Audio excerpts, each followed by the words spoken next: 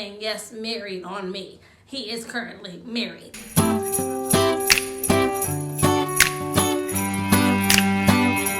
What's up, everybody? It is welcome to China and welcome to my channel. And I'm back again.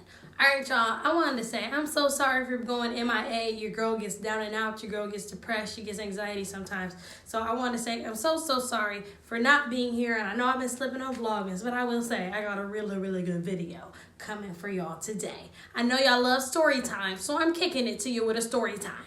So make sure you like, comment, and subscribe, because this is going to be a 3-part story time. That's what I said, a 3-part story time. This is crazy. So let's get into it. This is the story about how this guy that I was with in college ended up getting married on me. So that's what I'm saying, yes, married on me. He is currently married. All right, y'all, so let's get into the story. So this is part 1. As I said, I'm going to go ahead and bring it into 3 parts. I got my wine here. I'm ready to go, so let's get into it. So this story, you guys, is going to go ahead and take place my sophomore year of college. And shout out to NIU. Anybody who knows NIU knows that it is a really cool school. We got a little bit of ratchet, but hey, we always got our academics up as well. The cool thing about NIU was that that's where I went to school for acting. So as a disclaimer, this is the first time that I was able to really get out there and get my feet wet and really start dating and like doing like college-y type things. So as a precursor, this is the point when I got out of my 1-year relationship with my very first love of my life, my very first real boyfriend, and now I'm on the swing. You know, I'm having my hot girl summer, as some people will say back then.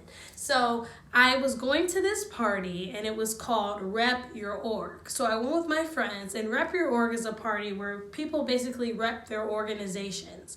And the school that I go to, we were really big in like black sororities and black fraternities, so everybody was repping their organization, which is their frat.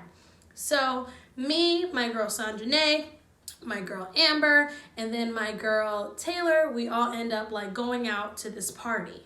So the party was on campus, it was at school, but keep in mind, like, I didn't go out because I had a boyfriend, like, you know, months before that I was all hung up on. So I didn't really go out that much. So I see him, and I see him doing his dance, and at this time, I didn't even know what it was called. I was just so lost and uncultured. He was strolling, but he was doing his dance. I'm not gonna let you know what frat he's in, because people will probably know who I'm talking about.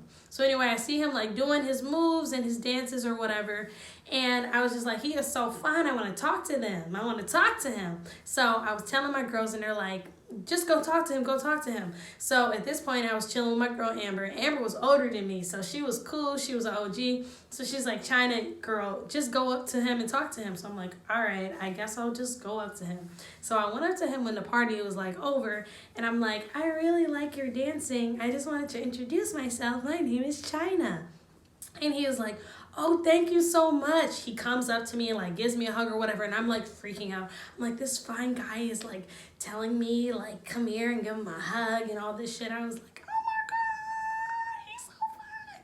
So anyway, he's like, here, well, take my number and I'll take yours too. So I was like, oh my God, are you serious? So I remember him like taking my phone and like putting his number into my phone. So I'm like, ooh, it's lit, it's lit. So he goes ahead and he puts the number in my phone.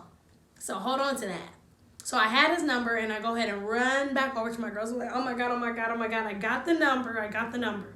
So I got his number, and I was already on cloud 9, cloud 10. And we go ahead after the party, and we go get some food. So keep in mind, when you're in college, girl, honey child, when you're in college, everything's open until like 3, 4 in the morning.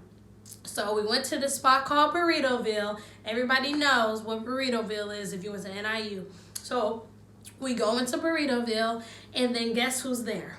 He's in Burritoville's line in front of us. So I'm like, oh my God, that is the fine guy. He is there. Oh my goodness. I didn't even give him a name. We're going to name him Darius. I was like, Darius is there. Oh my God, he's looking so good. So I go up to him, and at this point, actually, I didn't even know his name. I just knew that he was like fine. So I go up to him, and I'm like, hey, like, you remember me? I guess I must have been drunk, honey, because I'm like, I would never have done this now. So then he's like, yeah, like, I didn't get your text. You said you were going to text me. And I was like, I did text you. And then he goes on his phone. He's like, oh, actually, like, it's this folder on my phone that sends like spam messages or numbers I don't recognize. And at that point I was like, bullshit, but I think it really is, so whatever. So he ends up locking me in and he's like, listen, it's this party that we're about to have at my frat house. And I was like, oh my God, really? We're about to go get this stinky old burritos and quesadillas with onions, but I want to come to the party. So he like, girl, go ahead, come to the party. So I get the Addy, and then my girl Amber is driving. And she's like, she'll take us. So at this point, it's like 3 a.m. So we go ahead and pull up to the party, y'all. I got my notes up so y'all don't miss any of this. So we go ahead and pull up to the party. Keep in mind, we had the same night. He invited us to his house.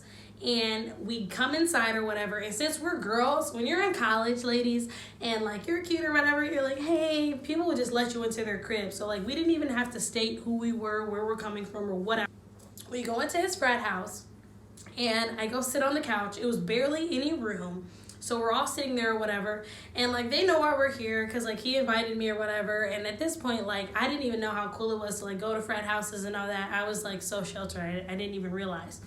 So I see him and he comes over and like daps everyone up like, hey, what's up? Then he comes up to me. He gives me a hug and I'm like, ooh, child. He likes me. He likes me. But anyway. So he comes up to me and gives me a hug and then he walks away. But keep in mind, like, I'm in school, so, like, I'm just so naive. I'm just like, yeah, I'm 19 years old. I'm just going to sit here and talk to this 22-year-old guy and just let me sit here and not talk to me anymore. So then I look into the kitchen. So I'm sitting here. Imagine I'm sitting here in the chair. And then I look into the kitchen and it's a girl sitting on his lap. I say, it's a girl sitting on his lap. What do I do? I'm like talking to my friends like, it's a girl on his lap. They're like, don't do anything. It's fine. So at this point, fast forward, I remember it was like 4:20 in the morning and my friend Taylor was like, she's tired. So we ended up going home. Honey, I was like so defeated. I was like, he did all this and it's some girl sitting on his lap. I cannot believe this. I thought that we was about to fall in love and get married. Like, are you serious? So then I go to sleep and I wake up and it is a text from him asking me if I made it home safely. All right, y'all, so that's where I'm going to stop the story. This is part 1. I'm going to leave it at that.